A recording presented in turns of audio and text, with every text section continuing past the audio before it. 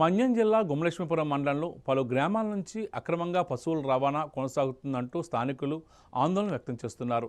పోలీసులు పలుమార్లు తనిఖీలు నిర్వహించి కేసులు నమోదు చేసినప్పటికీ కొందరు వ్యాపారులు అడ్డదారుల ద్వారా పశువులను తరలిస్తున్నారని గ్రామస్తులు ఆరోపిస్తున్నారు. గురువారం అర్ధరాత్రి కేదారిపురం గ్రామంలో అక్రమంగా పశువులను వాహనంలో ఎక్కిస్తున్నారనే సమాచారం అందడంతో గిరిజన యువత అక్కడికి చేరుకుని వాహనాన్ని అడ్డుకుని నిలిపివేశారు. విషయం తెలుసుకున్న గ్రామస్తులు పెద్ద సంఖ్యలో ఘటనాస్థలానికి చేరుకుని అక్రమ పశువుల రవాణా తీవ్ర ఆగ్రహం వ్యక్తం చేశారు. ఇకపై గ్రామాల నుంచి అక్రమంగా పశువులు తరలించే ప్రయత్నాలు చేస్తే సహించబోమని గ్రామ యువత మహిళలు హెచ్చరించారు. ఇటువంటి ఘటనలు పునరావృతమైతే ఉన్నతాధికారుల దృష్టికి తీసుకురావడంతో పాటు మరింత కఠిన చర్యలు తీసుకునేలా ఉద్యమిస్తామని స్పష్టం చేశారు.